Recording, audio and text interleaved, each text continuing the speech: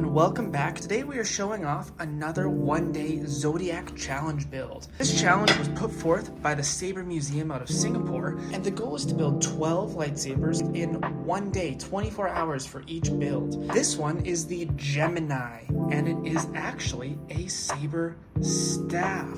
It has a nice acid etch up top, 2 dome tactile switches, African blackwood on either end of the lambskin blue leather wrap, and some sound venting down below. The chassis is easily accessible by taking off the main grip, and you'll see we have space for 2 batteries. Unique to this build is that it fits 2 different size batteries. The nice thing about this build is that you don't need both batteries in the lightsaber to run it.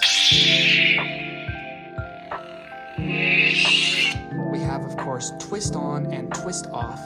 And putting in both batteries, remember positive is the flat and negative is the leaf spring. Negatives are in the middle here.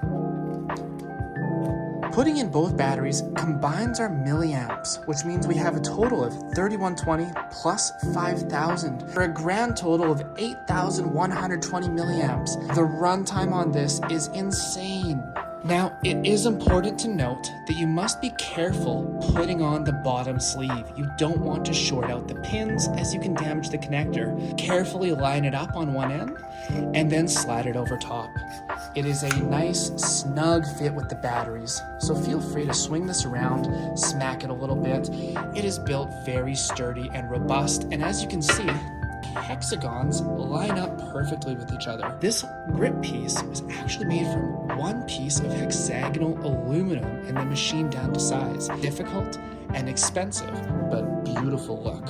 Inserting the blade is very easy on both sides. They each have an M2.5 set screw, which is hidden in between the grooves. This is loosely inspired by Darth Maul's lightsaber, and it shows in some areas. Now, both ends will turn on simultaneously, but inserting a blade plug means you can use this as a single-bladed saber. It is sized in such a way that it's comfortable to wield as a staff or a single-sided hilt. That's all for this video. Thanks for watching, and may the Force be with you.